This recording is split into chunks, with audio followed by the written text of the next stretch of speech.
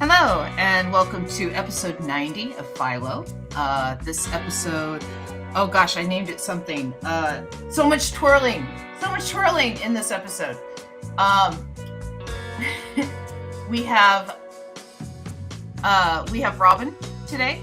This is Robin Fisher coming to us from the Great White North of Canada. And then our guest artist today is Gary Clare, coming to us from the 75-degree mainstay of California. And I'm going to change the music here so that we can get to something a little bit lo-fi-y, and then kind of catch up on where we were in the story. Yeah, you guys don't need to see me. There we go. Okay, so where we left off was there was a lot of twirling. That's where we left off. I'll do better than that. So Armand, I keep seeing you add your screen. So Armand recognizes his many exes. We flash back to the fact that he was having a good time, and then he was too destabilizing to the collective. He slithered away and tried to fade into the background, and then there's a lot of twirling. And that's where we left off. Did you want to take first panel? Did you want me to take first panel? You can take the first panel. Okay, I can do that. How this goes.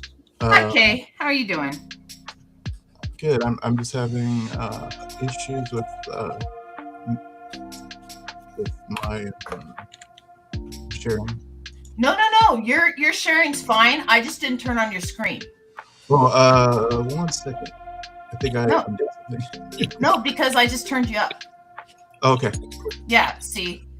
No, your sharing was fine. I just need you to share your screen, but I hadn't turned on your screen yet. So, and now you just turned off your screen. 1 second. Okay, let's do this. So what happens after the twirling?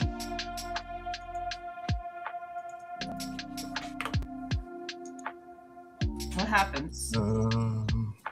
Is this a question for the audience, or are you asking me? You are. It's both us and the audience. Yeah. Okay. I don't know. I feel like we're in kind of a dilemma though, because Kay has said hello, and I want to say hello to her. Yes. But she's mentioning what's happening in her neck of the woods, and it's actually extremely politically charged. Yeah. Hiya. It's been a horrible day here in Minneapolis. Protests going on now. I know. I saw someone was shot. I don't want to ignore her. Someone was shot today. Another person was shot today in Minneapolis. Yeah, I saw that. Just actually, since I've gotten home in the last hour, I've read about that. A nurse that helped veterans. Yeah. You know, and I don't want to like mire the episodes down in politics, but I also don't want to ignore what's going on, you know? And it's Exactly. like, you know, I don't know, maybe we should include it. Maybe there's a march.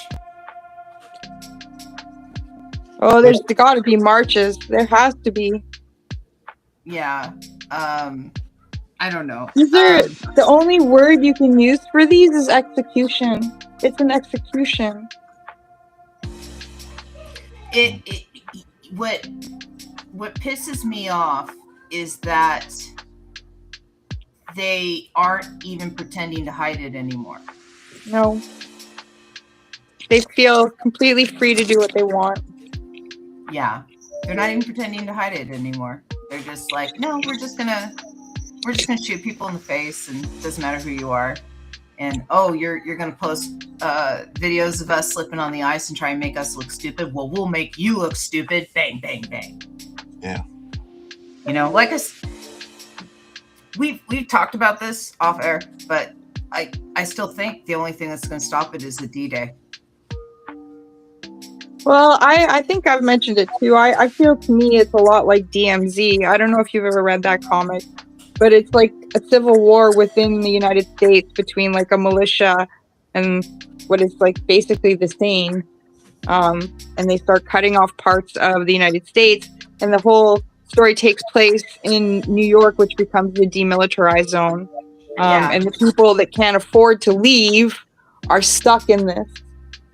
Yeah. And yeah, Yeah. I find it terrifying, to be quite honest with you. Sickening and terrifying. I know where those locations are in Minneapolis. You know, I had a car. So like when I was at MCAD, I was the one that was, you know, running the trips down to the groceries and stuff. So it's like they're showing shots, and it's like seeing your neighborhood, because that was my neighborhood. That's chilling. That's chilling. Yeah. You know, now, I know you always said that we shouldn't be drawing that kind of stuff, so I totally agree if you don't want to do that. well, It's timely, and we try to make it not timely, right? So that it appeals to all you don't watch audiences. Bob Ross videos and have him talking about the Gulf War. Yeah, exactly. You know, I'm trying to. I agree. You know, No, I agree with yeah. you. I didn't want to ignore Kay. That's all I was I saying. know. I don't want to ignore Kay either, but I also try not to mire the show down in. So it's like it's a tough time, because there is civil discourse in this country where I certainly don't agree with he who wishes he was king. I know that my guest doesn't. I know that you don't. Hi Bobby. I know that a lot of my viewers don't, but I also don't want to like settle this episode into just mired politics of like it's all slipping away. You know, it's that scene in the Star Wars prequels where Natalie Portman's crying and saying, you know, is this how democracy dies? In thunderous applause. You know, that's what's going on, right? Yeah, I've never seen it this Okay, close. phew. Because I was scared there. Okay, so Kay thinks that in the next panel Armand's arm should snap off, and I was like, but then she says, which doesn't result in any injury. He still has enough arm to operate with, but he's like those lizards that can lose their tails and regrow them. Well, okay, we could do that. But why did his arm snap off? The ladies get upset when they see he's there, and they were like, what happened to you? Maybe they're trying to count the amount of arms. That's how they are looking for their ex-lover.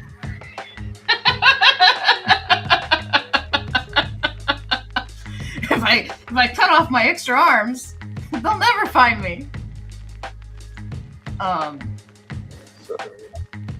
Let's see. What technical issues are we having? I can't see my tablet. I can only see the main Photoshop that I'm trying to share to. It's only giving me one option. Earlier it was fine, but now that's okay. I can fix it. Okay. So Tangent is here today. Hi, Tangent. Good to see you. And Teague has joined us as well. Hello, Teague. Yeah, did he eject the arm as a distraction? Yeah, I kind of like that idea that Armand... But why arm? He could eject ink. They do have ink, don't they? Yeah. Well, I don't know, because it's nice to have the visual of him like throwing it and, you know, throwing an arm, sailing through the air. I'll have him eject an arm. You know, that way he's not losing all of his arms. He still needs his identity as an octopus. Hello. Hi, Teague. Teague was our guest week before last. And yeah, let me start this. It's good to see you, Teague. And then whenever you're ready to start drawing, let me know and we can figure out for panel 2. Okay. So panel 1 is legs or arms are getting snapped off. Yeah, I'm gonna have him like the bush is here, Okay, so Kay thinks that the arms should grow into mini Armands and that as a new self-defense repopulating function. Then she also yelled out, detachable! That's a lot going on. Like, Well, we do take suggestions from the audience. that's true. Okay. Let's see. A septopus, says Teague.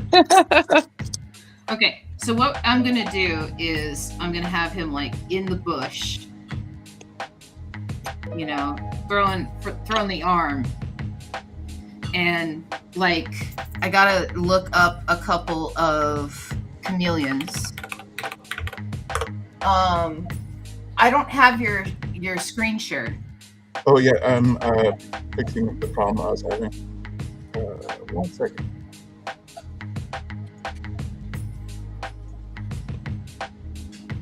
So, hear that, Okay, there you are. and then move this back here.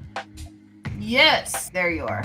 Okay, cool. Excellent. So what happens in the next panel after he throws an arm? They started a funnel. I don't know. Are the ladies so shocked? Or do they chase after the newly grown Armand and boyfriend him? Well, I'm Them? not drawing Boyfriend the them? Armands growing, so I think that's actually the next panel. Is the arms like growing into new Armands? Okay. So I think that's your panel actually. Okay.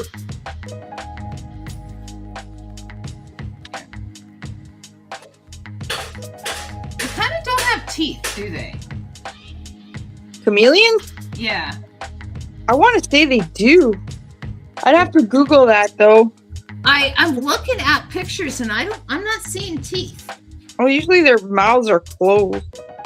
Well, I'm looking at pictures of their mouths open and I'm not seeing teeth. All right, well, I'm gonna Google it. Google it. I could be wrong though. I'm just saying I'm not seeing them. I don't know either, so. Certainly they don't have shark teeth. Easy octopus, correct? I feel like Yeah, I've heard exactly. stories of chameleons biting. That's what I like, so I think they have. Tiny teeth says teeth. They have tiny teeth. Which also would probably make sense. Chameleon Teeth is my new band name. Yeah, they got teeth. And they are indeed tiny. Okay.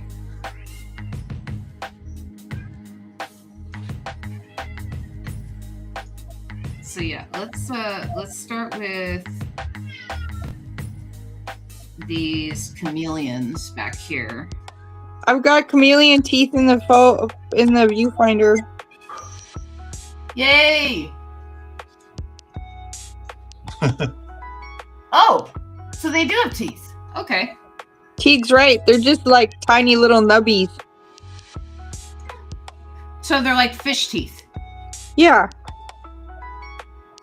Fish teeth hurt though. Well, But these they're look like they would hurt too. Like they're sharp. Look. I don't know if you can see that. They got sharp teeth. Right. They're pointed. Let's see. We'll have them with little exclamation marks over their heads so that you know that they are aware of the arms.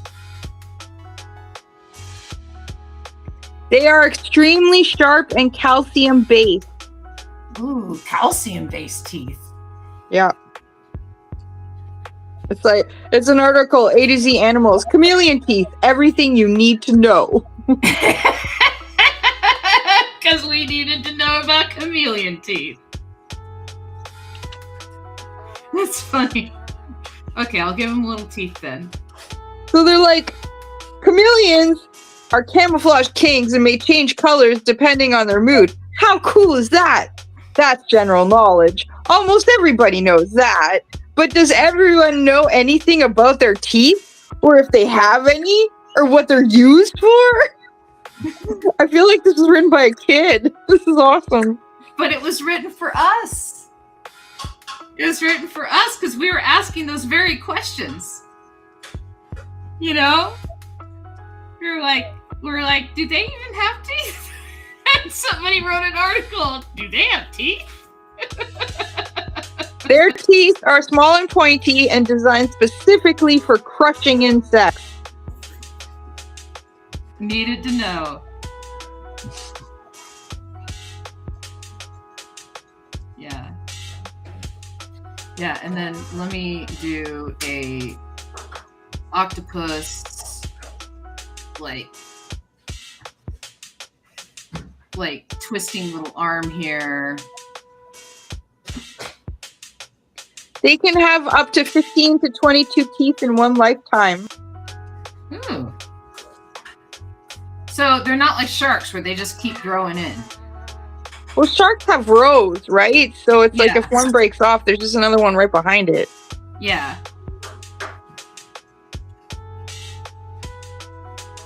But still, that's interesting that, like, you know, you're checking out your chameleon, and one day you're like, oh, my chameleon lost a tooth. Do you put it under the little chameleon's pillow for the little chameleon tooth fairy to appease the little chameleon bone thing? So tooth loss in chameleons is uncommon. So if it starts to occur, you're supposed to take them to the vet because that's like an issue. See? Do they have vet dentistry? Is that a separate thing? Or Chameleon dentistry? yeah. I'm sure there's people that focus on their niche. I mean, just in, like with vets, do they have?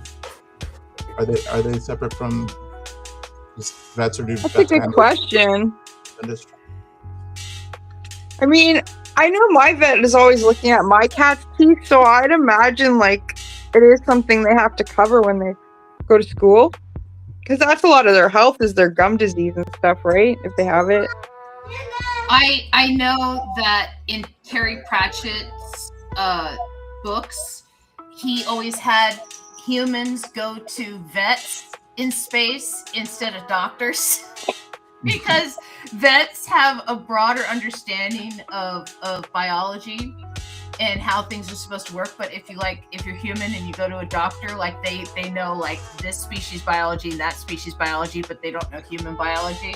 So it's better to go to a vet because our biology was closer to like animal biology.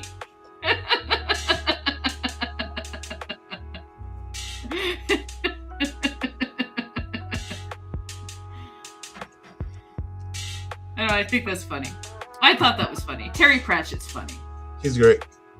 So this article is like, as is well known, any animal with a mouth has the potential to bite. But chameleons are typically laid-back creatures. Yeah, they when they're trying to get the attention of their mates is when they'll put on these bright color displays like a peacock. They're like, hey, look at me. I can turn blue. Chameleons often turn a dark shade of black if they feel threatened. So pay attention to the warning signs and you won't get bitten. Yeah. They also hiss. It's another precursor to biting. Oh. It means they are admonishing you not to approach any closer. Do they will not bite approach the chameleon. They are admonishing you. A chameleon's bite isn't agonizing, yet not enjoyable. This article cracks me up. You know what? It was written with passion. It is. I love it. You know, that's somebody who loves chameleons. And they're like, I want other people to love them the way I love them.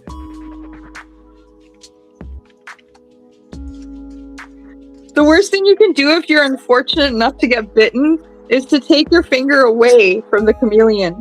Although this is a natural response, it is likely to make the injury worse and increase the risk that it will break the skin. If you can maintain your composure, the best course of action is to wait for the chameleon to release your finger, which they typically do rather quickly. I never thought I'd be reading about chameleon teeth this evening, but I love it. I love that kind of stuff. I think it's fantastic. I love the way the world works. T says it's hilariously cute when chameleons hiss, and Kay says, yes, we are fairly close to pigs. It's probably referring to when we were talking about seeing the vet up in space in the Terry Pratchett books. Kay says, crunchy insects. And Arcadia Comics is here. Hello, Arcadia Comics. That's Randall Drew. We've had him on the show before. His Citadel book got its Kickstarter funding. Nice. So he's been putting that together. He That's just awesome. Got a proof of the Citadel book, and so I saw the proof on Facebook where he was like, "Look, it exists," and yeah, it looks pretty cool. So I'm gonna have to get a copy when it comes out. I wasn't able to get to the Kickstarter when he was doing it, but I'll have to get a copy. So I'm gonna have like the vague shapes of other lizards back here. The vague shapes of other lizards. The last comics I read was when I was reading the stories that our last guest had written. Because currently, I'm going through these guys again. How are you doing? Oh yeah, well I read them all like a bajillion times before they made the TV series. I like his descriptions. I do like that. Yeah, he's not a boring writer at all. And so yeah, I would read them like once a year, and then they made the TV series. And honestly, it finished like 10 years ago, and I haven't read them since. And I was like, I think it's time to revisit. And one of my coworkers at Big Reds is reading them all right now. And when I read the latest, I didn't really have anyone to talk to about it. And so I'm trying to catch up to him so that we're reading it at the same time kind of thing. But yeah, I just finished the first, and now I'm like a quarter of the way through the second. I was really lucky. I had the first one in trade size, and I was going to go buy more to get the books. And this used bookstore near my other job had the whole box set, and gave it to me for $40, which is awesome. Nice. What is that? 1, 2, 3, 4. That's 5 books for $40, and they're like this thick, right? They're not like little, tiny little books. So my old eyes loves the size of the writing, the type. The vague shapes of other lizards. Nice. Yeah, that's great. So, okay. What happens after we have Armands grow? They go after the Armands? They have a cuddle puddle. I'm shooting for another cuddle puddle. Woohoo! Yay, cuddle puddles! There's all these little tiny Armands.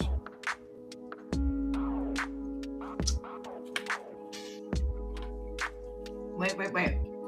Oh my god, it would be really funny? So all the chameleons go for the new Armands, right? But then the Armands get offended. Because they're like, you just want us because you like our original. You don't want us for us. And they collectively leave the chameleons a second time. They are autonomous Armands.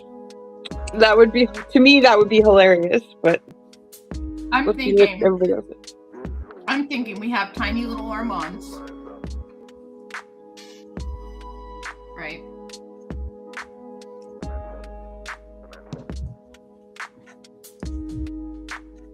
The tiny little Armands. And then chameleons.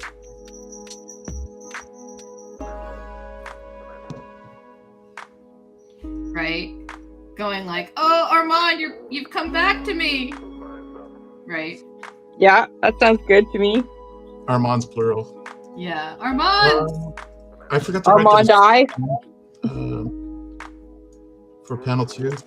Yeah. What was I supposed to write? I think that the tentacles become new Armands.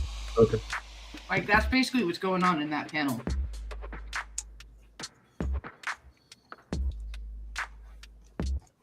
I broke the rules already. You broke the rules. I know. Well, to be fair, I was pretty sloppy on going over them.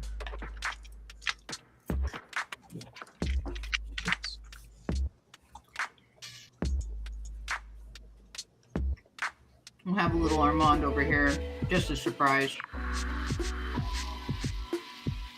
He's being squeezed.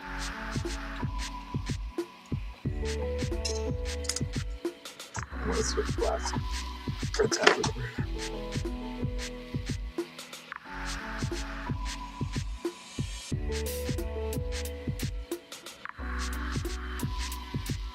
Okay.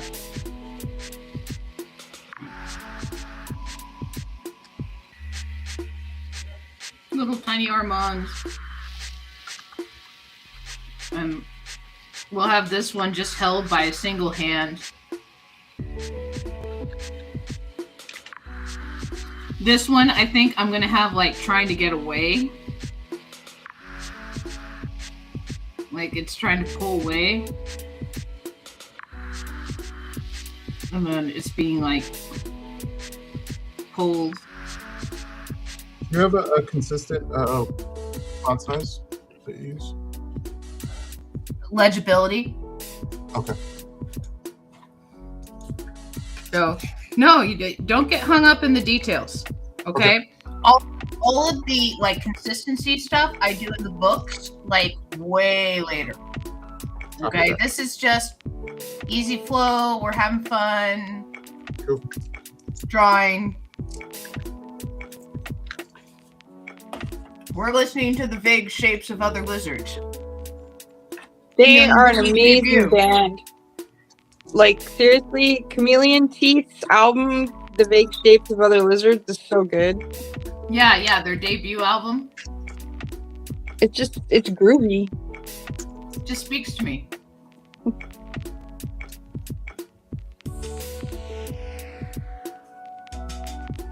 So, Gary, I wanted to know, have you always been drawing? Is that something you wanted to do your whole life? Yeah. As long as I knew it. I have a funny story about that. Like in high school, I had a counselor, and I told him I wanted to be a cartoonist, and he thought I meant cartoonist, like at Whippy Lou. And he's like, "Oh, we can help you. You can take our auto mechanic class." And you must have been so confused. I didn't know why he was talking about fixing cars, and I said like Charles Schultz, who does Charlie Brown. You know, I said Peanuts, and he didn't register it, and I said Charlie Brown, and then he started singing Yakety Yak Don't Talk Back, Charlie Brown, You're a Clown. He like mixed up 2 songs at the same time, and I was like, I'm on my own. That is some excellent guidance. Like, what fantastic guidance. So did you end up taking any courses like in college or university towards this cartoonist career? Because you really kind of swayed into animation. Yeah, I was going to community college in Michigan, and I met another artist named Matt Bush, and we became really good friends. And he moved out to California to go to the art center, and he told me I could follow, and we were roommates for a while. I couldn't get into art center, but I got a job in the mailroom at Deke Entertainment, and I got to meet all the directors and artists, and they were giving me tips and like what to work on. And I was trying to save up money for school, and then I just was offered a job doing props and cleanup like I started on Street Sharks doing props, and then Cool. I used to watch Street Sharks. they're I awesome. watched your work. Uh,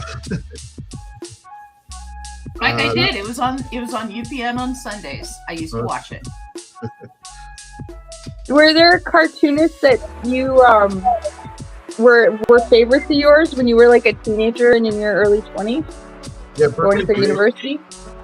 Berkeley breathed or breathed. I don't know how you pronounce the I name. always said breathed myself for breathe, but I could be wrong as well. I fully admit. He's why I started getting into comics and stuff, like cartooning. And He came back recently, didn't he?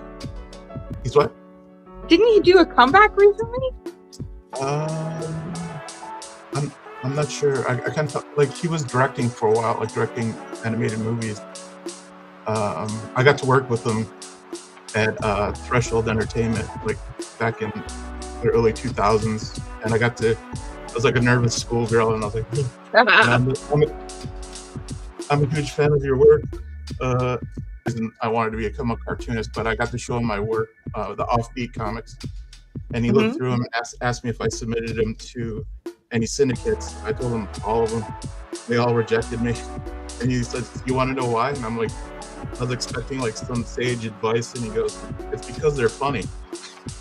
And so, you're not catering to the lowest common denominator.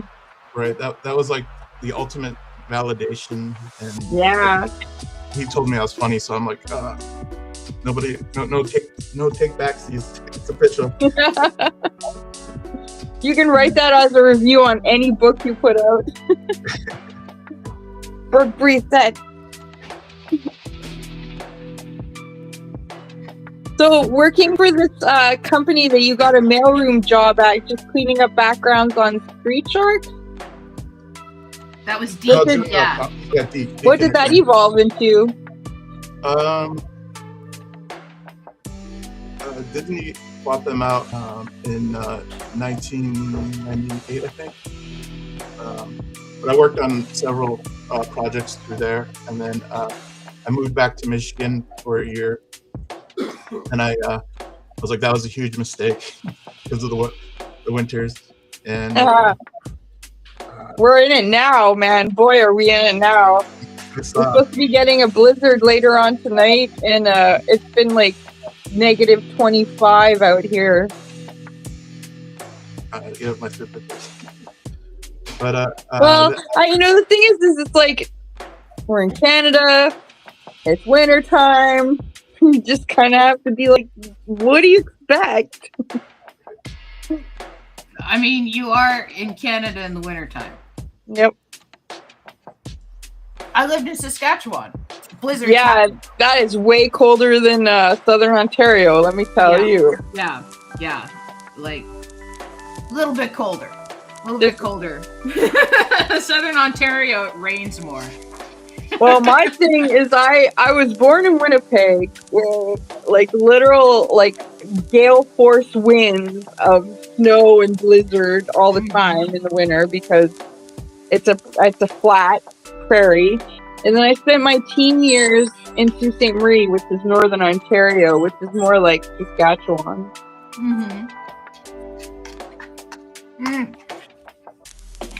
How did your house move go?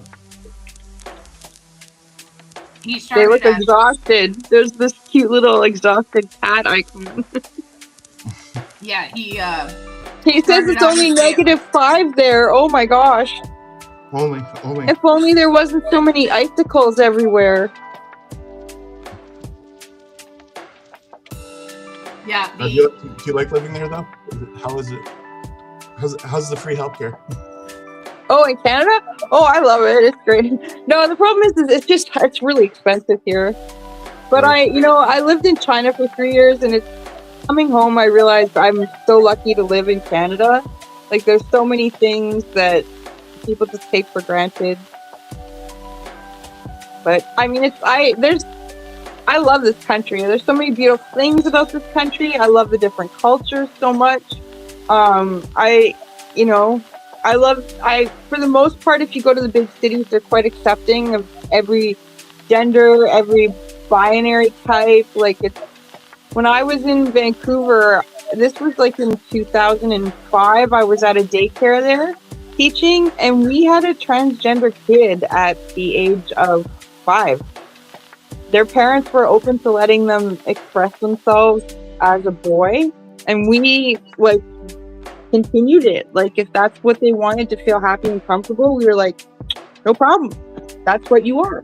And so like I always really loved that about living in Vancouver. It's just a way more open-minded city. And then I moved to Montreal, and that city is just like arts with a capital A-R-T. Like they love their arts, and so there's always something really awesome and incredible going on. It was so much fun living there. So what like, I missed about Denver is that there was a lot of public art. There was a lot of like sculptures and stuff. And that's Montreal is that. Yeah. I was at a bus stop one time, and literally there were swings across the street, but it was like in this median between the two streets. So, I'm waiting for the bus. I got nothing to do. I went over to this swing. I start swinging on it, and it makes music as I'm swinging on it. And it's like, oh, it's another one of these crazy French-Canadian art installations in the middle of the city. You just find yourself in them all the time, and it's honestly so much fun. Like, they would do stuff. I remember, I don't know if I told you this story, but they had a labyrinth made out of colored plexiglass in the middle of winter, and it was all lit up, and it was in the middle of the city, and it was basically there to improve your mood if you were like sad about the snow in the winter, right? You could run through this multicolored, brightly lit labyrinth. Montreal was really awesome for that. There's a condition for that, right? Seasonal affectation disorder. SAD. Yeah, my mom had it. Yeah. It hit me rather hard when I lived in Canada. I needed sun lamps and stuff, and my partner at the time didn't believe in them. Oh. So I thought that I could just tough through it, and like later on, I got sun lamps when I lived in Minnesota, and I'm like, oh, it's just vitamin D. Like, yeah, I feel so much better, But yeah, he was like, you can tough through it, and it's like, no, I'm moving from Southern California to Regina, Saskatchewan in the middle of winter. I don't expect you to tough through that. Yeah, seasonal affective disorder hit me hard. What do those scientists know? Yeah. Yeah, my mom, it was the rain of Vancouver. It really affected her. So she did the research, and she said she discovered that Niagara-on-the-Lake, which is right by St. Catharines where we live, it gets the most sun out of all of Canada. So they grow grapes here. It's like wine country basically. And Teague's got a SAD lamp, a vitamin D lamp. What's PNW? Is that like the Pacific Northwest? Yeah, Pacific Northwest. Yeah, Vancouver. I like Vancouver. There's the rainforest up there, man. Yeah, it's a temperate rainforest, which is so fascinating. It's amazing. I actually didn't have that problem because when I moved there, I was so happy to be in a city, a big city. And then, like, I totally romanticized the rain. I'd be like, one time I remember walking down downtown Granville Street in Vancouver, and like all the street lights were on, and it was raining, and it was like all the rain was glistening off the black pavement, and it was dark and mysterious, but it was still really well lit because it's a main street in the city, and there was a guy in the corner playing the saxophone. Like, it was just like, I don't know, it seemed so cool to me. So the rain never upset me. One thing that did upset me, though, in Vancouver was their winters, because their winters are ice, slush, freezing cold that, like, penetrates to your bones, because we're right by the ocean, right? Oh, their winters are not cool. When I lived in Regina, there was one particular day that was -25 Fahrenheit. I remember translating it to that, and that's how I remember it. I don't remember what it was in Celsius, but that's what it was in Fahrenheit.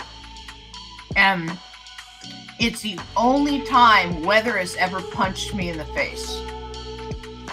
When I walked outside, I felt like I got punched in the face by how cold it was. Yikes. You know, it was like that is an impact on the face of instant cold, right? You know, I started getting like the ice crystals on the face and stuff. It was cold. That's probably the personal coldest day I've ever experienced, where it was negative 25. Negative 31 Celsius. So we weren't that bad today, but we were close. We were like negative 25.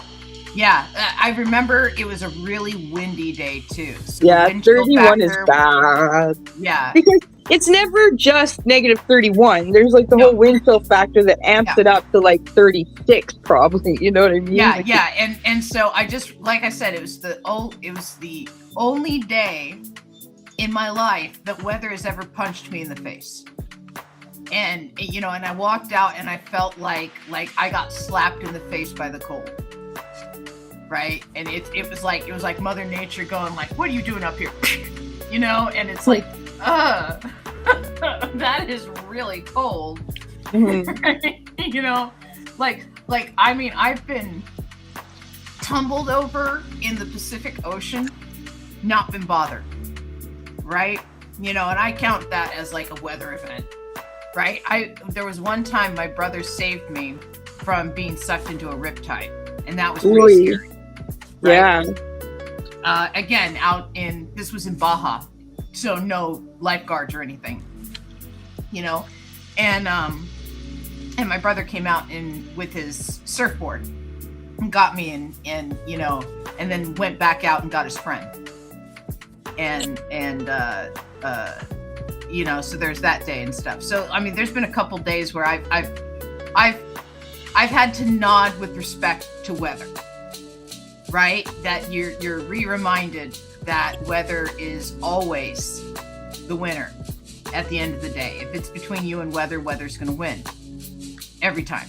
You know, you can like, oh, here, let me wear a jacket. Let me put up a tent, you know, and everything like that. But it's like, if it's like conditions where it's like, you shouldn't be out there, you shouldn't be out there. Get inside. What are you doing? Right? There's a reason why our ancestors created an inside. Right? You know, it's just to get out from the weather. Okay. I'll finish this. I think I'm ready for the next panel. I think I'm too slow. That's okay. So where are we at? This is. I am on panel 4. So if you're still working on that panel, I can work on the next panel.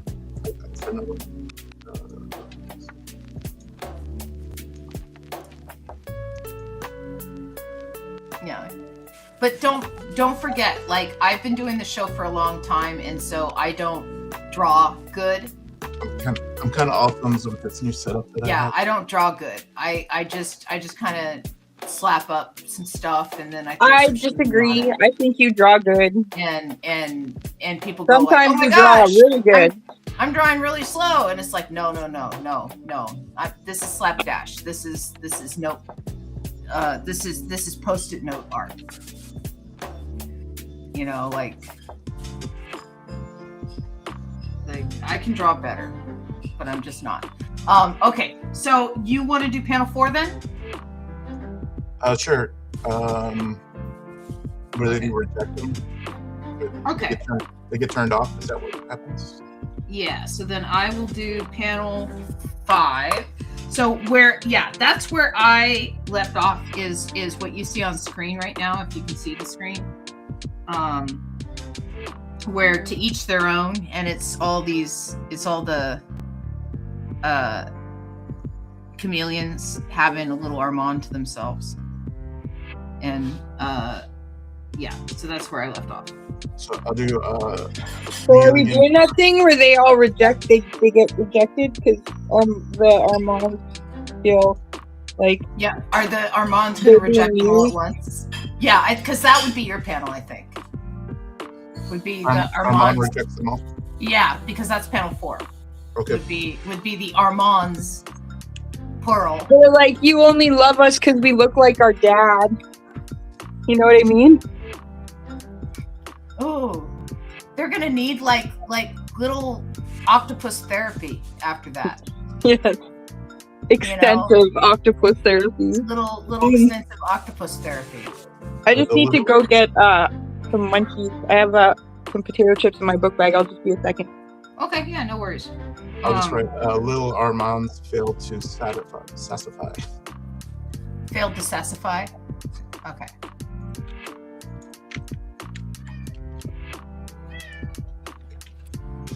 Yeah.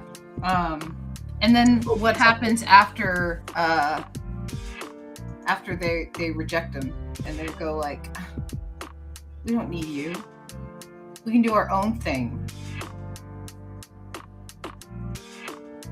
How you doing, Kay? I mean, I know Minneapolis is like going crazy nuts right now. I know it is, but you know, I'm just talking about you staying warm inside, and you know, like I want to make sure you're okay. Like I know the city shut down on Friday. I saw the people who poured out into the streets. It was tens of thousands of people, possibly, you know, over 100,000 people. All of Armand's amputee babies reject being the chameleon's rebound relationships. Oh, I'm sorry. Is that what I read, or is that what you read? I think that's the caption is all of Armand's amputee babies reject being the chameleon's rebound relationships. Sorry.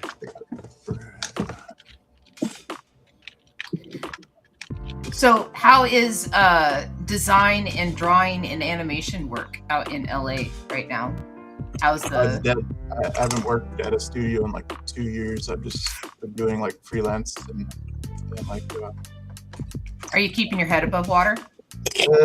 Barely. Do you think it's the advent of AI? I'm not sure what it is.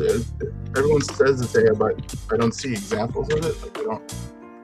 Unless AI animation to produce, but I think it's good enough where I don't.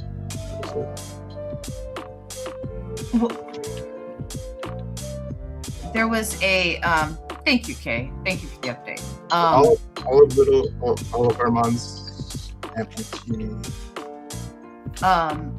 And so like with AI and stuff, there's been different business softwares that have put out surveys and stuff amongst companies, employees that they service. And so they ask the executives, what do you think about the investment in AI? What do you think about, you know, the return on the investment and stuff like that? And the executives are like, yeah, it's totally returning money and blah, blah, blah. But the employees themselves say that they're wasting more time than it's actually saving. It's wasting, you know, it's saving no time. Is wasting money. You know, they hate being forced to use it and they'd rather work with people. Every time I tried using AI, it's just incredibly frustrating. Yeah. You know, and the people who use it really don't seem to respect the process. You know, they're like, oh yeah, I use this to help like generate these songs I wrote. And it's like, okay, so you had a machine do the work for you. And how much did you write into the machine? Like, did you tweak it on the other end, or did you just have it spit it out and say, I wrote this, right? Like how, where does the tool stop and the human begin? Right? And yeah, so that's just kind of my 2 cents there on that. But what happens after Armand's amputees, arms, babies reject all the chameleons?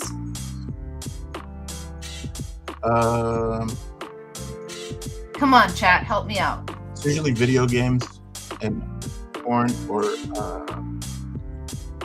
video games and They band together and form a band. What's Philo up to? That is a good question. You know, because all this is going on. Like, wouldn't Philo be like, where did all these Armands come from? I think Philo would be horrified.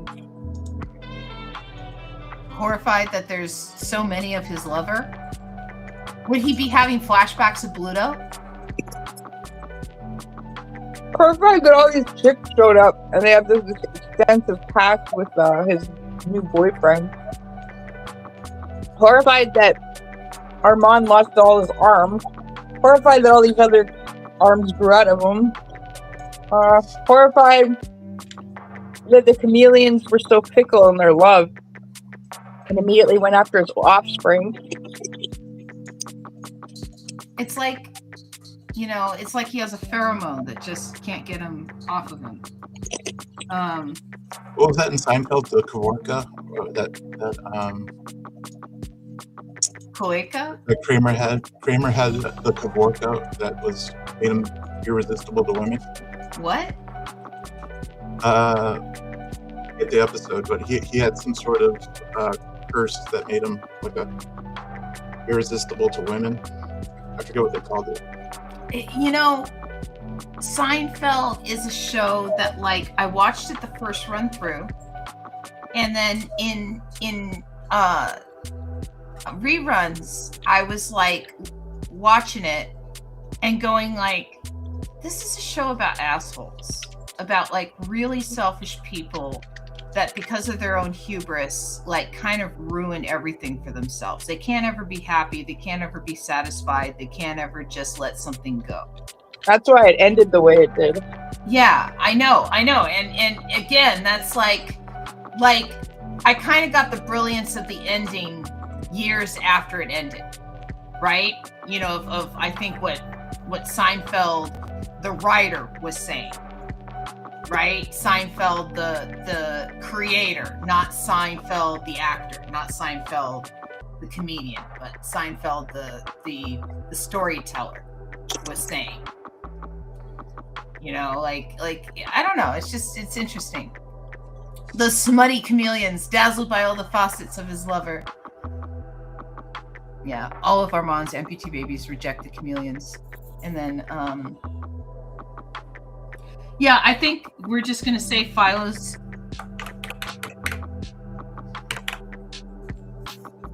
in horror. Armand, what's going on?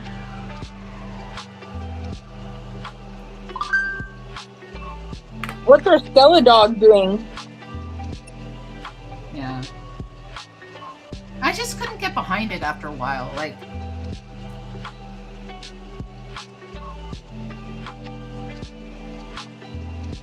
I think Kay is hilarious. She's calling them smutty chameleons. They are smutties. They're a little slutty. Slutty, not slutty, smutty. Same thing though. Literally the same thing. Yeah. But like I said, they're a little slutty. But nobody uses smutty anymore, and I think that's excellent. Those smutty chameleons.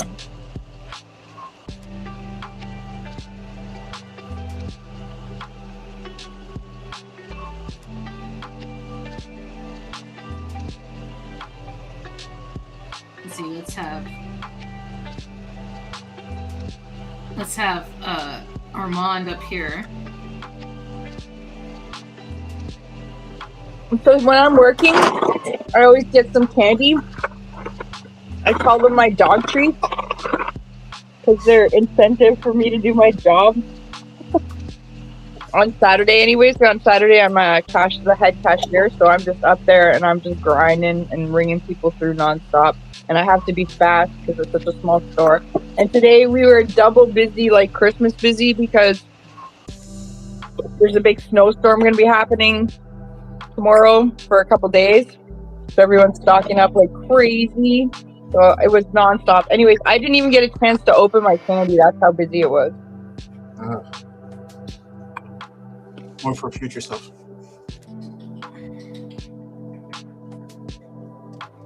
Let's see. We'll have one little Armand back here, like getting squeeze popped.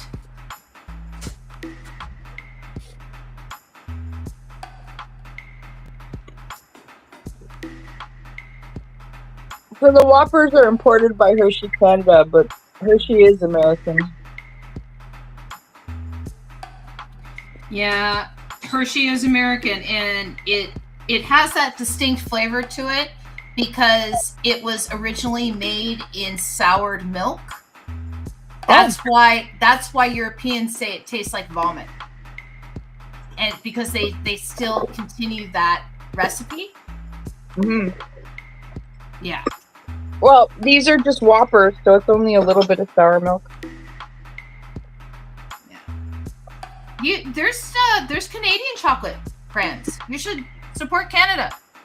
I do, but I also support not spending Whoppers? lots of money in candy. It's imported by Hershey, so some money goes to Canada. Hershey Canada. Hershey Canada Incorporated. But it's imported, so it's probably made in the States. I like her little boobs. That's awesome. The one I really don't eat anymore, which sucks because I like a lot of their product, is that Mondelez. I think I don't remember how you say their name, but they're evil. How are they evil? What happened? I don't remember, but I was just reading about them on Wikipedia, and it was just like all these like civil rights and destroying land, and it's not good.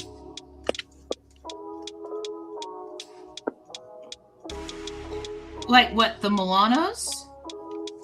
Like the No. cookies and stuff? No, it's like crunchy bars and stuff. They're really famous. They do a lot of the chocolate. Let me check on my other phone. I'll tell you.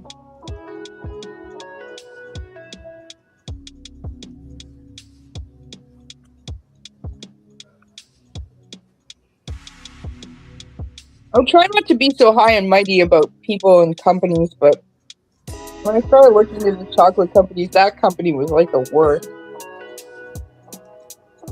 Well, you know, it's hard to be high and mighty sometimes when everything's wrapped in plastic. Okay, Mondelez International is a leading global snacking company headquartered in Chicago. Specializes in biscuits, chocolate, and candy. It's a Wikipedia one. I worked on Hershey's really big 3D show. It was like a presentation that was a part of their theme park. And it's a Hershey theme park? Yeah. Yeah. And there's a map I drew. It was meant to just be a concept piece or whatever, and they used it as, you know, just screen art and made it to film. So that's cool. Yeah, that's how they always get you. Oh yeah, it's just supposed to be a concept, and then they end up using it as screen art. No, it's just supposed to be a concept. So there's 3 Mondelez factories in Canada, in Ontario, which is funny. They're Cadbury, they do Cliff Bar, they're Nabisco, they're started out as Kraft and Heinz. They make so much stuff like Sour Patch Kids, Toblerone. I do like Cadbury eggs. Yeah, they're Cadbury eggs. They're the gums like Trident and Dentine as well. They also have the brand Mr. Christie and Triscuit from Dad's Cookies. But yeah, they're just a bunch of deforestation. Oof. That sucks. What else? Destroying chimpanzees and elephant populations. Now I can't have Cadbury eggs.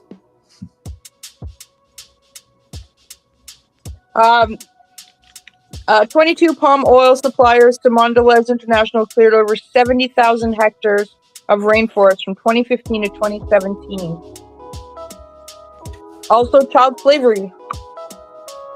In 2021, they were named in a class action lawsuit filed by 8 former child slaves from Mali. Wow, that's fun. Mm-hmm.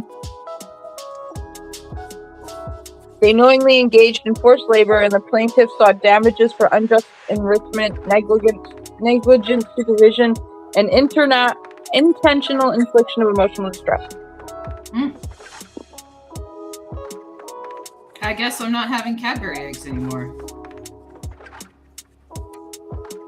Oh my God. An investigation in 2022 by Britain's Channel 4 found children as young as 10 working on farms in Ghana supplying Cadbury's brand of Mondelez International. Coca. Yep. It was Coca. Yeah, definitely not having Cadbury eggs anymore. That sucks. That sucks. I like Cadbury eggs. I know, and I love crunchy bars. There's a lot of stuff this company makes. After the Russian invasion of Ukraine, many international companies felt compelled to reduce their end business in the Russian Federation. Mondelez made public statements that it had reduced all non-core activities and stopped new investments in the country. But as of 2022, they were listed on an online spreadsheet as being among a minority of companies that continue to do business in Russia. So they said they stopped, but they didn't. Well, it looks good when people are paying attention. In May 2023, Ukraine's National Agency on Corruption Prevention declared Mondelez International an international sponsor of war, stating that Mondelez's Russian brand increased its profit in 2022 by 303%.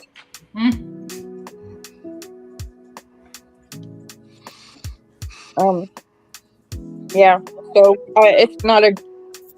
The chief executive of Mondelez, Dirk van de Put, stated in February 2024 that investors do not morally care if the company continues to do business in Russia. Wow. So, and that's just a little bit of some of the bad things they do. Yeah, I'm not having Cadbury eggs anymore.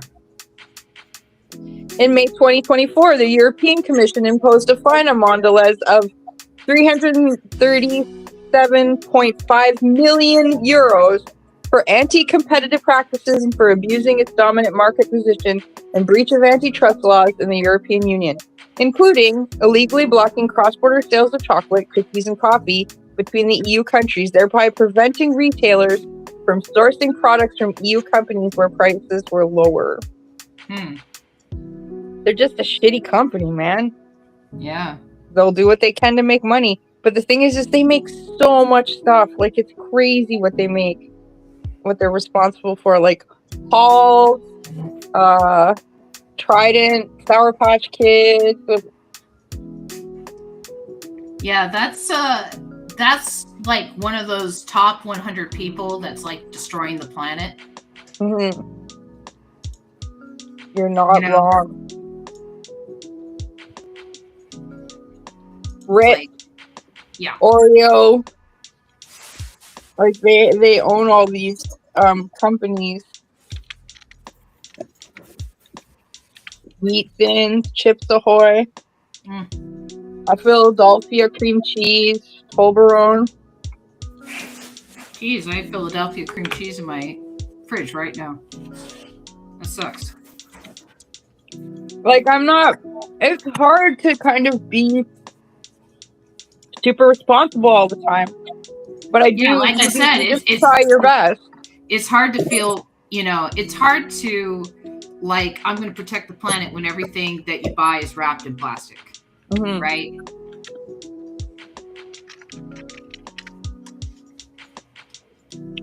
They covered that in The Good Place. Did you ever see that TV show? No, I never got a chance to really watch it. I didn't have network TV at the time. Well, I illegally downloaded it. Sorry. Yeah. But yeah, they talked about that. Where, like, you lose points for The Good Place if you, like, invested in a company that said funded a war and you didn't know it was not an excuse. Yeah.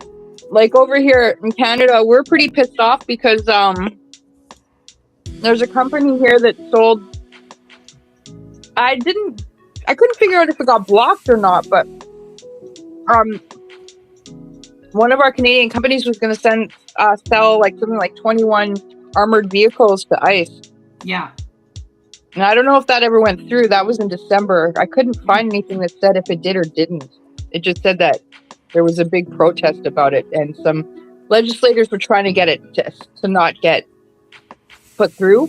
But there was a guy in government, I don't know which senator it was or whatever member of parliament it was, but he was just like, you don't stop shopping at a certain place because whoever made your stocks is sold to questionable people.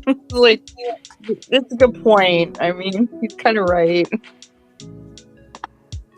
Yeah, you do though if people are using those socks to make slocks out of and like kill people. That's true. You know what I mean?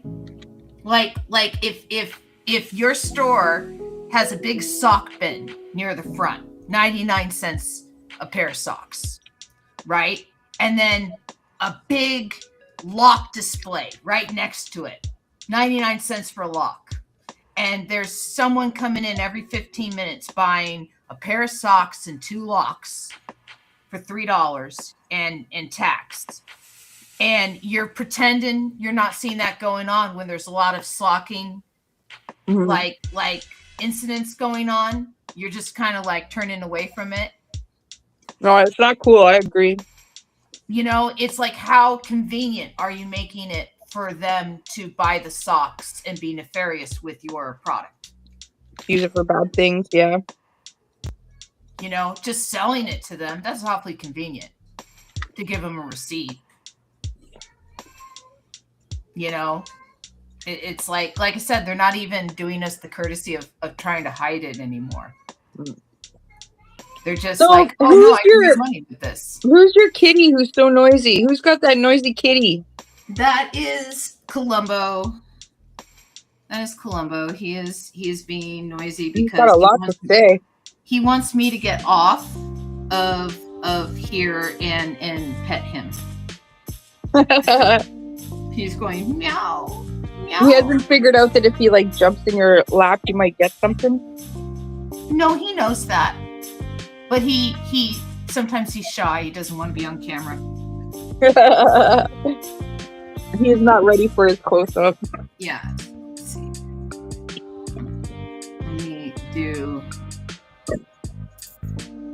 I'll do more vague shapes of lizards in the background here.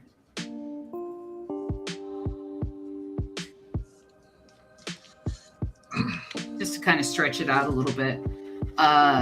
We got like 20 minutes. I could do another panel. What's the next panel? I was going to ask Gary if there was any gigs that he did that he was very particularly proud of.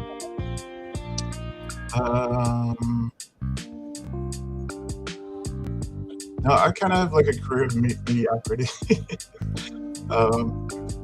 There's some theme park attractions that I was proud to work on. I worked on the first Lego animated movie, Clutch Powers. That was. You've done quite a few Lego movies, though, haven't you?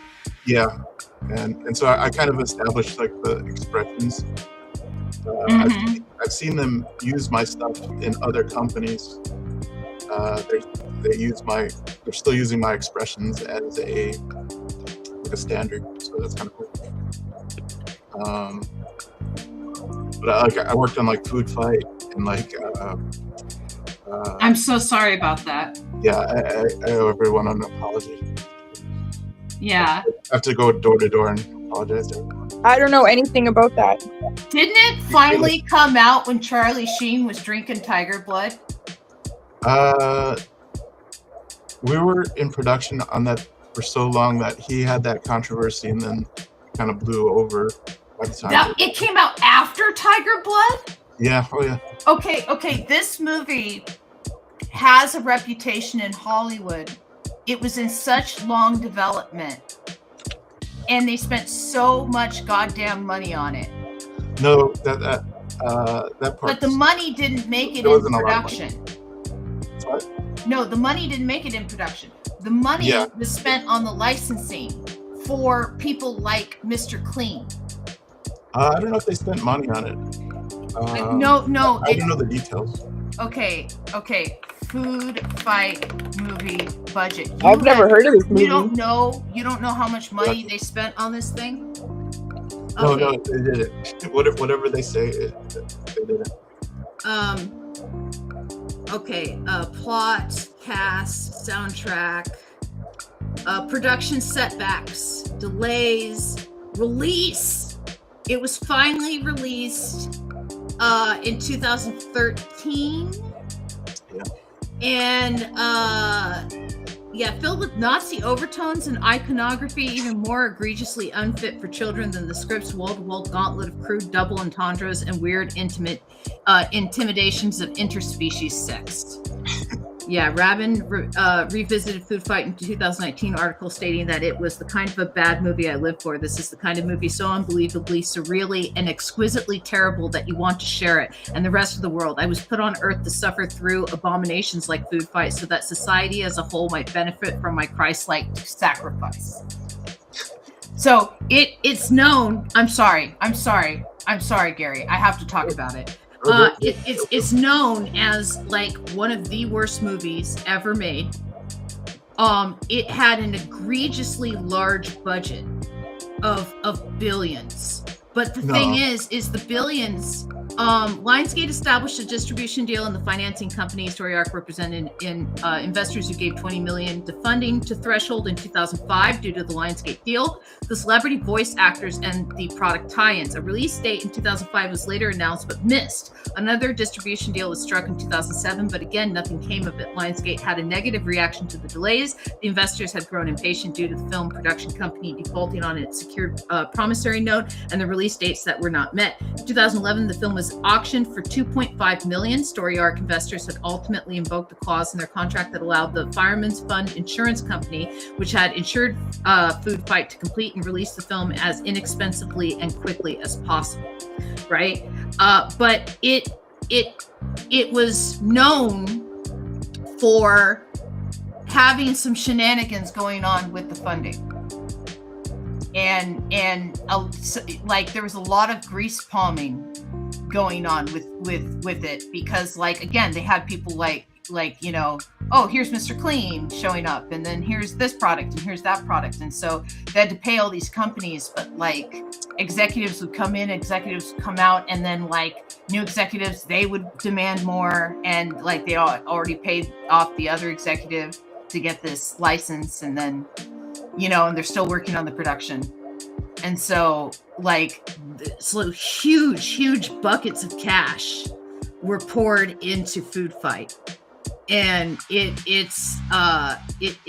has not received its return on its investment yet. It's a labor of love. How did it get started? Like who was the driving force behind getting it made? Larry Kazanoff, who was he was a producer of Terminator 2 with James Cameron. They started Lightstorm Entertainment together. Larry did Mortal Kombat and True Lies and a bunch of great movies like that. And then he started Threshold Animation, and if he did True Lies, then isn't he the one that Eliza Dushku is accused of sexually assaulting her as a child or a teen? I don't know anything about that. Yeah, it's Mrs. Buttersworth. I think she accused the director of True Lies. Oh, he didn't direct True Lies. Oh, okay, good. He was a producer. Oh, producer. Okay. Yeah, no, I think she was talking about the director. Oh. Yeah, Mrs. Butterworth is a character in it. Twinkie the Kid is a character in it. Charlie the Tuna is a character in it. Yeah. They have all these like product placement characters. Charlie the Tuna is a character in the movie. And the grocery store comes to life after everybody goes home with their groceries, the grocery store comes to life. That's It's weird. okay. Yeah, they started doing it in Lightwave, and they had really good Lightwave animators and modelers, and really excellent artists working on it, like the 3D aspect. And they had a break-in on a Christmas, during Christmas. Someone broke into the studio and stole the hard drives which the movie was on, and then investors pulled out after that. So like whatever they say the budget was, it wasn't, because they don't back They up were the- hiding other budgets in it. maybe, I don't know. Yeah, they do stuff like that in Hollywood too, It where might be there's a lot of creative accounting going on in Hollywood studios. I don't know that aspect of it. But here's my take on Food Fight. Is I love riff tracks, and I love Mystery Science Theater 3000, and I love anyone who's willing to make a movie, like hey kids, let's put on a show, let's save the community center and put on a show, kind of like Judy Garland and Mickey Rooney from those old movies, right? Where anybody is willing to put a movie together, even if it's a shitty, crappy movie, I love the movie. I love it, right? And like, if they're pretentious about it and it's the greatest movie of all time and stuff like that, I'm going to tear it to pieces. But everybody involved in Food Fight kind of knows what it is, and it's one of those films that, like, I can't wait till the license gets to riff tracks. I can't wait. I really want to see that happen. I want to see those three guys go after it and add their charm and their wit and really go after the Product X, which now that we have like Elon Musk and everything, can be, labeled down as Product X. What is it? It's Hilary Duff. Yeah. Charlie Sheen. Wayne Brady. Wayne Brady. That's right.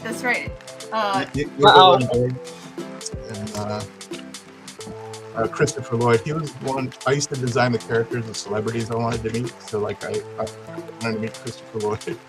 Yeah.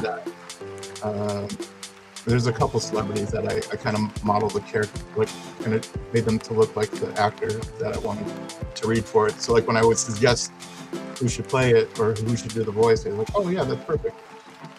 But they didn't always agree to do the voice. So. Well, that happens sometimes too. But you can always a lot of talented people through that studio. I always think about Robin Williams in the sound booth when they stuck all of those props in front of him and said, okay, be an Agrabah merchant for the beginning of the movie, right? And most of that speech at the beginning of Aladdin is improvised, right? So when he says, look at this, will not break, it broke, right? That's really Robin Williams breaking a prop at Disney. That's great. Right? And they incorporated it, and it's perfect, right? Because it works great for this character who's like a charlatan, who's like trying to get you to like buy his shit, and he's like, no, let me tell you the story about this genie, right? So that you'll buy this lamp, right? It's a great lamp. Let me tell you about it. Right? But I always think about the fact that they just said, okay, here's a table of props, be a street merchant in Agrabah and, try and sell us something, right? And it's just him just riffing off of whatever was on the table in front of him, and he was banging this thing on the table and it broke. And he goes, oh, it broke. I just thought, look at this, will not break. Oh, it broke. Somebody found pictures of him when he was a mime, like when he was. Yeah, that was recently. Yeah, we went over him last weekend, I think. Yeah, it was really cool. Yeah, I think you were watching the show. You might have been watching the show. Oh, I don't okay. know. Was it your show that I did watch your show. Yeah. But yeah, we went over him last weekend of Yeah, the it was really pictures cool. of him when he was a mime, when he was a student at Juilliard. Yes. He was taking his masks class. Masks is a very interesting class at Juilliard because they start you out in a mask. They start you out like you're wearing like robes and costumes and like big heavy things that you have to manipulate with your hands and stuff. Like think like Chinese dragons, kind of more full body puppets than anything else. Like think like when they did the Broadway version of Where the Wild Things Are, kind of like those kind of things. And then by the end of the class, you're wearing nothing but black, and it's just you on stage as these different creatures or these different characters or whatever, because as the class progresses, they slowly take away the crutches, right? You know, it's really easy to be a lion when you're wearing a lion mask, right? But can you be a lion without a mask? Right? And it's really fun to be like a bull when you have like a big hump on your back and maybe, you know, a drapery over the front of it and some horns that you can point and stuff like that. But how do you show people you're a bull without all of that? That's really interesting. And so that I love how actors create characters. That's an interesting way to hear. Like Al Pacino said, I forget which movie, but he thought of himself metaphorically as like a guided missile. So like when you watch it, he's like veering, and then like once he's on target, he just like marches straight towards. But he was playing a lawyer. I'm sorry. Go ahead. I was. And The Godfather, Marlon Brando wanted to play he played the Godfather as a bulldog. So he stuffed up his jaws, and you just see his lower set of teeth, and he speaks at like a raspy voice, like he was thinking this character is a bulldog, and so like they find the characters these metaphors, and I thought that was very interesting. How they talking about character, right? Yeah.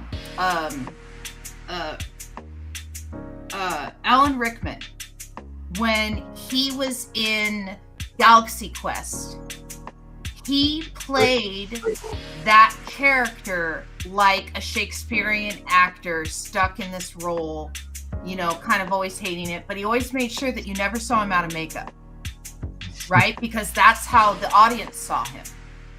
He's always in makeup, is always as this character, even though he wasn't this character, right?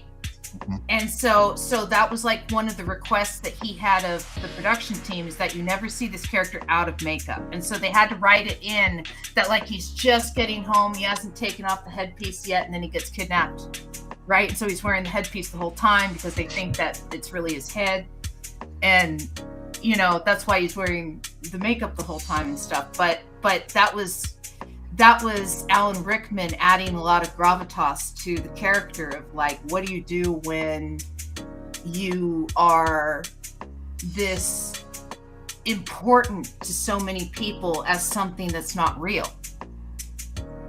right? And it's so it's like the scene where he's doing it with the dude that used to play the photographer in Just Shoot Me, you know, when he's dying as the alien. Right, and this is the guy this is the guy that's like, you know, that like really believed in him, right? And he does the by whatever, you know, hammer, right? When he does that, but he does it for him, right? Alan Rickman talked about how so many times actors have to wear the mask of the character when they're with sick children, or people whose mental faculties have faded, and they've made requests to like see their favorite character, not their favorite actor, their favorite character. And like there was one time when Mark Hamill did this, and for hours and hours and hours he went over to this guy's house and talked to his sick son, you know, several days before he died, in character as Luke. He didn't do this with cameras. He didn't do this with like, oh yeah, let's get the publicist there. He just did it because a sick little boy wanted to talk to Luke Skywalker. He did a voice. He did a voice for Threshold too on something called the Hero Factory, is a Bionicle thing. I think he was great. He was one of the nicest guys ever. Yeah, I smoked a joint with him at Comic-Con once. That was fun. That was His daughter brought me to a party that he was at because she thought I was cool. Oh, that's great. And I'm friends with Nathan Hamill. That's awesome. Yeah, and so I didn't know that. But yeah, and so I met Nathan's sister, and she's like, hey, let's go outside. And it's like, there's Mark, and and she's like, hey, Dad, do you have any weed? I'll have to tell him. I probably shouldn't out him as a stoner, but I think we all know. I mean, he can't be that chill without being a bit partaking a little. But he's like, yeah, honey, I got some. I know somebody who would join with Mark Hamill. I know somebody who was writing something for Harrison Ford, and Harrison Ford had him come out to his ranch in the middle of wherever. Yeah. And he's like, all we did was smoke weed for the entire week. And then I met Michelle Phillips from the Mamas and the Papas at a bar, and we just kind of became drinking buddies. Like I would see her occasionally. We would always hang out and have a drink. She told me a story that when she first saw Star Wars, she was like, "Holy crap, that's my drug deal." Yeah. When Harrison Ford came on. That's pretty good. Well, it's a very famous thing that he was basically like, hey, why don't you read for this part? When he was over at, I want to say it was Francis Ford Coppola's house, hanging a door, right? They were doing lines of cocaine. Let's be honest, all right? This is the 70s, right? Francis Ford Coppola, George Lucas, Steven Spielberg, Carrie Fisher. Right, Harrison Ford, Western drug dealer. Hey, why don't I read for this part? They said that used to be part of the budget for like most of the movies. Like I was talking to this production designer who he said in the 70s, like it would just be everywhere on the sets because you would work like 16-hour days, 20-hour days. Yeah, and that's what kept you going. And it was someone's job to bring around trays of coke and do have the lines and stuff. And that stopped with the Twilight Zone movie because of the helicopter crash that killed 2 kids. It killed 2 kids, and then the actor in the scene. Yeah. But that they were like, okay, no more of this. And then what stopped it in television was John Belushi's death. Was John Belushi's death. Because it used to be like that on television shows too, especially like late night, Saturday Night Live, a lot of variety shows, and places like All in the Family and stuff like that. Had these drug cultures. Well, when John Belushi died, it started with SNL and Lorne Michaels clamping down and saying no more drugs in the office. I don't even want grass. And like, he used to allow everything. And then he's like, no, I don't want to smell it. I don't want to see it. No more drugs in the office. And so it became this thing that like people would do in the bathroom if they were still doing it. Right. But it's like that stopped that at SNL. And then all the other shows kind of kept clamping down on that. It started in New York and then later to Los Angeles. Los Angeles didn't follow for like another 3 years where they clamped down on cocaine on sets. Yeah. And what clamped down on Los Angeles sets was actually Mork and Mindy because Robin Williams wanted to get sober between seasons 2 and seasons 3 of Mork and Mindy. And so he said no cocaine on the set, and he was the star. So it became no cocaine on the set. And that was the first set in LA that was a no cocaine set. That's good bit of trivia. I read a lot. James Bacon wrote all these amazing books about all the Hollywood like gossip. And if you ever want to just find out what was going on and who was sleeping with who during the Golden Age, the Silver Age, the Bronze Age of Hollywood, you know, during the independence of the 70s and into the coke-filled 80s and 90s, because cocaine was still on sets, it was just in the bathroom, right? Like well, I'm sure it's still Tarantino is a perfect example of that. Yeah. Right. And you know, you still had like sets like that were like, oh no, we're gonna be like the heyday. But then you had people like Steven Spielberg, who when he was working on 1941 was like, you know, hey, let it snow. But by the time he got to, I want to say, probably Temple of Doom. No, Temple of Doom. He was still pretty coked up because he was with Kate Capshaw. It was probably Holy Grail that he sobered up because he had children, and he was like, I need to like stop living this crazy life and everything like that. And you never saw Kate in movies again because she was being mom. You know, but like you look at him now and you can see that they did a lot of coke in the 70s. You know, it's the only actor that I kind of believe when they say that they never did cocaine is Steve Martin. Because Steve Martin grew up Southern Baptist, like the guy barely drinks alcohol, you know, and he still looks freaking great for his age. And he went great early, but that's not an indicator necessarily that he was doing drugs, right? Like he talks about in his books and stuff that like he used to drink a glass of wine with an act that he was doing, but he would record himself to hear how each night's show went. And when he realized he was slurring his words, he stopped that immediately. Yeah. Right? That's why I'm like, he's the only one I like agree with. It's 8:33. Robin, you can go to bed. Thank you. I'm getting a little sleepy. All right. You guys have a good night. Thanks for coming, Gary. Oh, thank you for having me, and very nice meeting you. And my pleasure. I'm gonna shut up the art screens and here we'll do that. And then I should probably end it, you know, rather than talking about the crazy cocaine snow globe that is Hollywood. It's interesting because it's fueled a lot of movies, but you can also see where it made movies happen that wouldn't be made otherwise, like Zardoz. Right? There must have been a lot of cocaine on the set of Zardoz. That had to be ripped on cocaine. Right? Barbarella. Yeah.